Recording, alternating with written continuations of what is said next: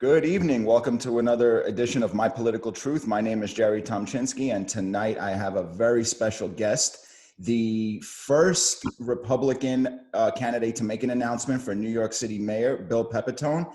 Bill, welcome. Pleasure to have you here tonight. I'm very excited for this interview. Thank you for joining me tonight. Thank you very much, Jerry, for having me on. I appreciate it. That's my pleasure. Before we start anything, the first thing I want to ask you, tell us a little bit about yourself and what made you run for mayor of New York City. Sure. I was born and raised in Brooklyn, New York. I was an NYPD officer for 20 years, a police officer, academy instructor, tactics instructor, and training coordinator. I have over 30 years experience in law enforcement, public safety, and private security. Right now I'm in facilities and operational management, along with security in the security field. I decided to run for mayor of New York when I was sitting home watching the riots unfold in the aftermath of the George Floyd incident. I was just sitting back watching what was happening to my city, to our city, infuriated, disappointed by what I was seeing. And I had two ways I can go. I could either go on social media and vent my frustration that way, or I could actually get up and do something about it. And I felt that with my experience, with my skill set, with my love of the city, that with this administration, with the damage they have done, I feel that I can step in 2021 and I can fix it, and I can fix it quickly. I just couldn't sit there anymore and watch what was happening to New York. Well, that's fantastic, because you know what? A lot of people are sitting back, watching what's going on, complaining, and not doing anything about it. And I'm talking about people with your kind of experience. I mean, all those years in law enforcement is exactly what the city needs right now. And, you know, speaking of that, I want to jump right into it, and I want to talk to you about, I want to hear your thoughts, and I could probably almost predict what you're going to say, but this ridiculous, nonsensical, quote, defund the police movement. I want to hear your thoughts on this and the atrocity that has occurred coast to coast because of it. Well, I think you hit it right on the head. It is an atrocity. Defunding the police was nothing more than our weak-kneed politicians bowing to criminals, anarchists, and thugs. That's all they did, and they did it rather quickly. I don't think we've ever seen our government, New York City government, move that quickly on any type of issue. But they were quick with this one. What they've done is endangered everybody in the city. We've seen the results immediately with shootings skyrocketing, homicides skyrocketing, rapes going up, assaults going up, attacks on police officers. And the police are stuck in the middle. The police do not know what to do because they have no leadership. They have no leadership from City Hall. They don't know how to effect an arrest anymore in the wake of the new diaphragm, the ludicrous diaphragm law that de Blasio and the city council put into effect. Police officers do not know how to do their job anymore. And the people who are suffering besides our police officers are the citizens of New York City. We're under siege. We're being attacked. We're being shot. We're losing children in strollers. It's mind-boggling how they just sit there and allow this. And again, it's just completely infuriating. Anybody who lives in this city or has any connections to the city, I'm sure feels the same way. 100%. I couldn't agree with you more. I mean, I moved out of the city about a little less than 5 years ago down to Florida, and I didn't move necessarily because of what de Blasio was doing, but I just felt it was time. And from the outside looking in, being that I have my connection of living there for 37 years and I see what's going on, it's heartbreaking to me. You know, growing up on the streets of Brooklyn, playing in the street my entire life, coming home from school and, you know, my mom sending me right outside. You can't do that now. No. You can't send your kids out to play. My brother and I would play baseball in the street, football in the street, whatever season it was, Mm-hmm.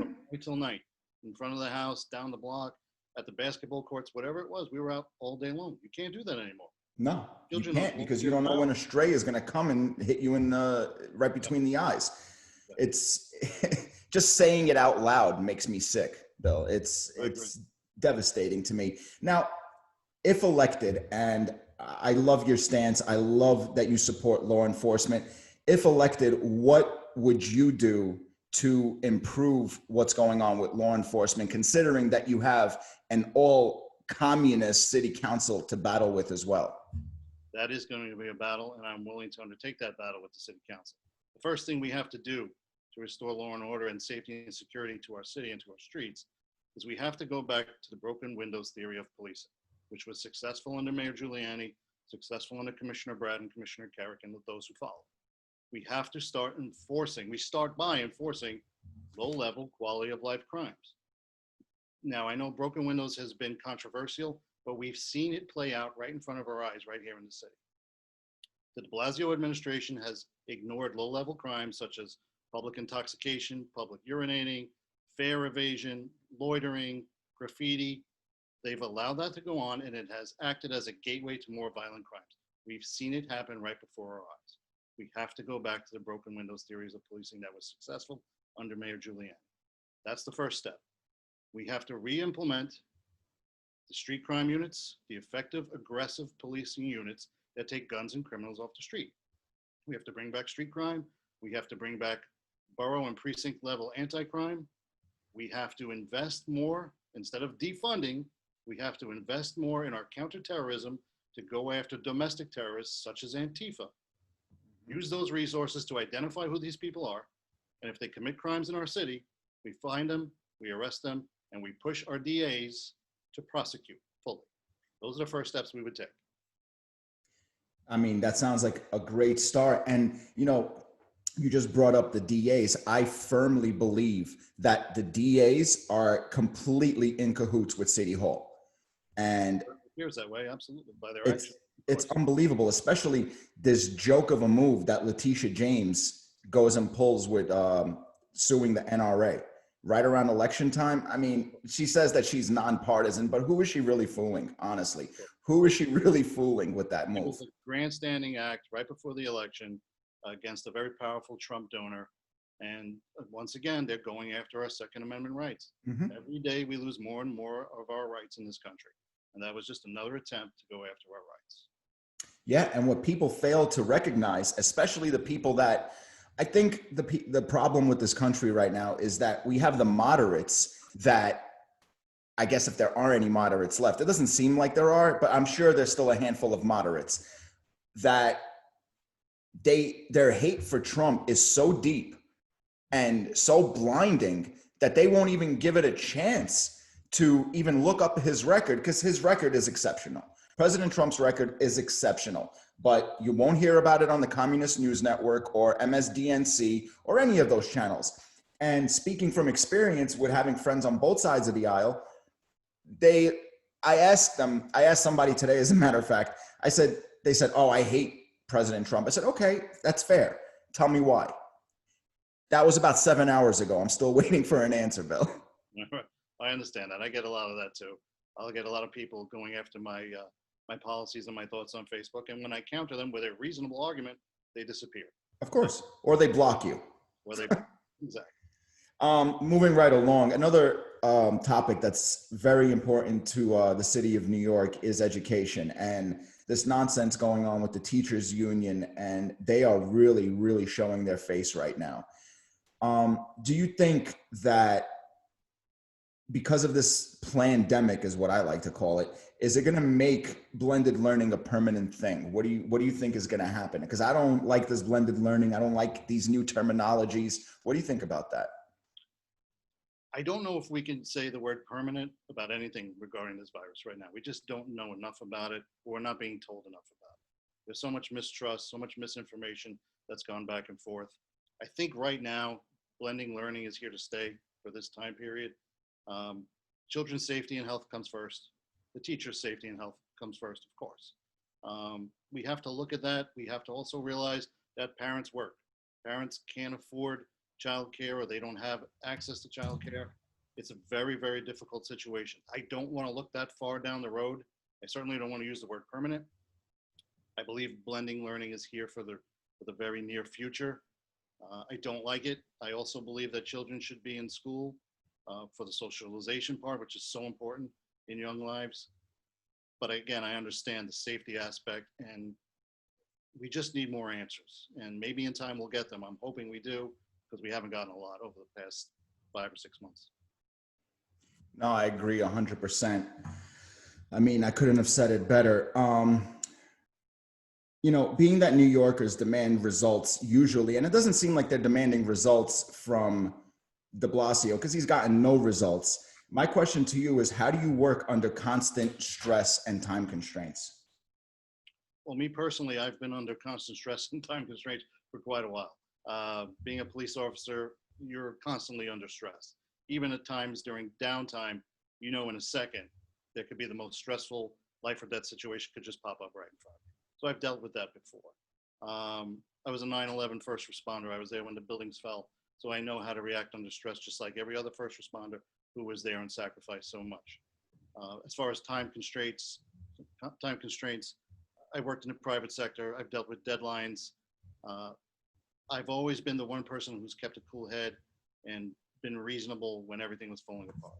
So, being the mayor of New York City, dealing with the city council, dealing with everything that comes along with it, I look forward to the challenge. I know I'll excel under those circumstances, far beyond what Mr. De Blasio has done. Mr. de Blasio has done nothing but put the city 6 feet under, so to speak. It's a disaster. It's a shame. And honestly, I blame the voters. I blame the voters because after the first term debacle, if they could vote him back in, that doesn't tell me a lot about these voters. Bill, what's your vision for New York City if elected? What's your vision as a candidate and let's say a prospective mayor? My vision for New York City is to take us back to the mid 90s when we had safe streets, safe neighborhoods like we talked about where kids can play in front of their homes or walk down the street to a park and not worried about drive-by shootings. My vision is a strong economy, booming tourism, which we had in the mid 90s when we attacked quality of life violations and crimes. We cleaned up under Mayor Giuliani. I was part of it as a police officer. We cleaned up Times Square. We cleaned up communities. We cleaned up neighborhoods. New York City was never stronger than it was in the mid 90s. That is the vision I have for it again. We can get back to that. We can turn this around. I know things are bleak right now, and 16 more months of de Blasio is even bleaker, but we can turn this around and we can turn it around quickly. And I know I can turn it around quickly. I will surround myself with the best people from every aspect of business, of law enforcement, of every aspect within the city. Surrounded by those people, we can make New York, I don't want to say make New York great again because somebody used that already, but we can go back to the mid 90s when New York was thriving economically, safety wise, and we have to fix our school system. We have to make families want to stay here. The only way families are going to want to stay in New York City or come back to New York City, because we've lost so many people, is we have to fix safety and security in the streets, and we have to fix our school system. When we do, and I say when, people will come back to New York City and people will stay in New York City.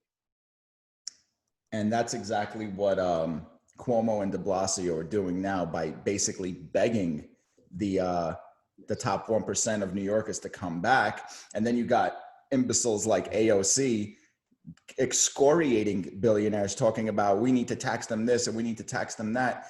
And she said something so stupid the other day. She said that the working class, the billionaires need the working class don't need the billionaires.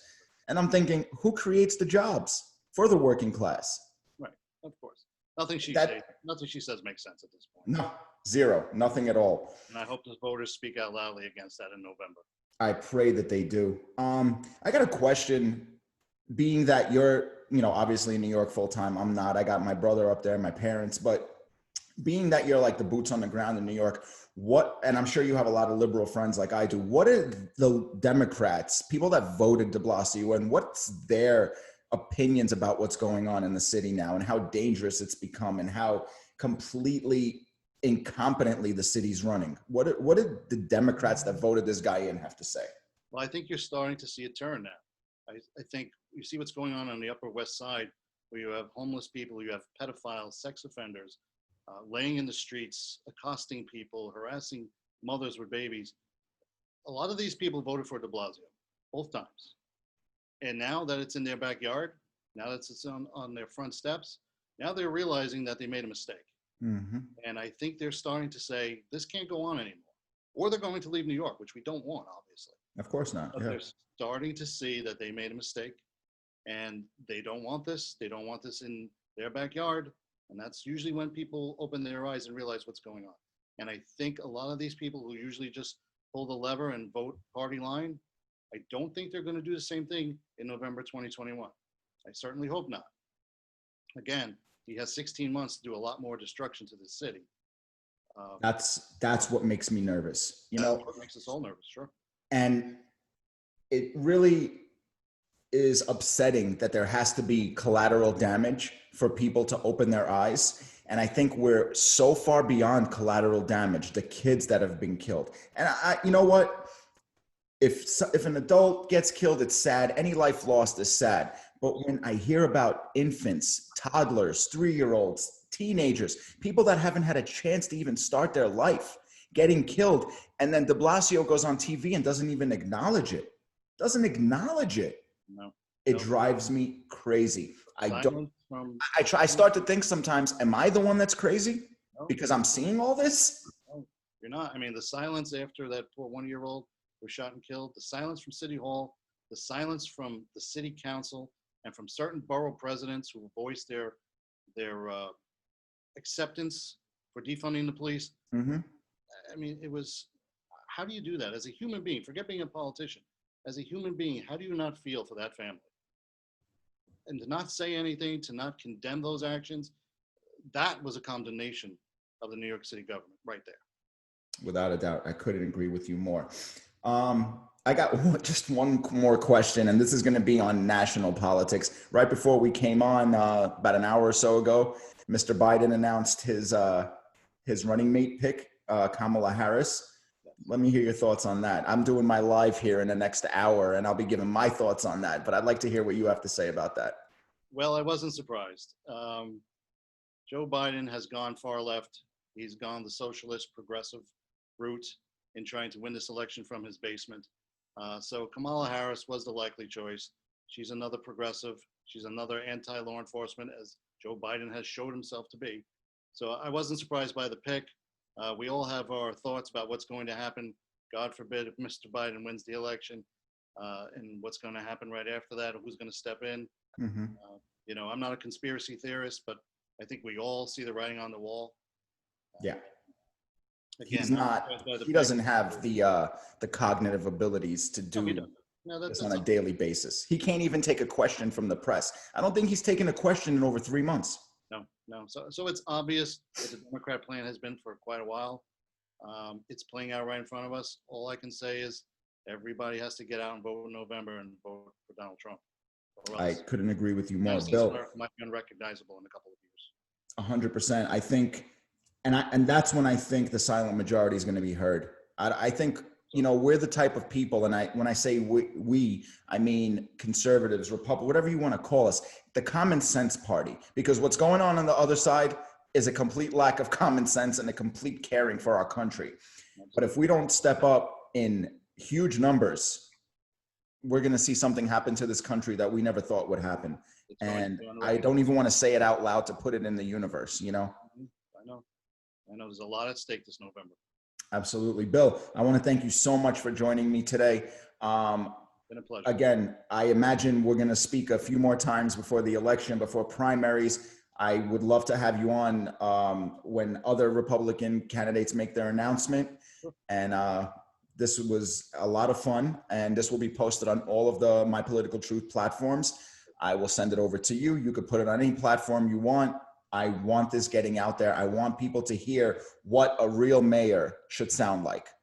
Thank you, sir. I appreciate the time, and I look forward to speaking to you again. All right. Thank you, Bill. I appreciate it. Have a good night. You too.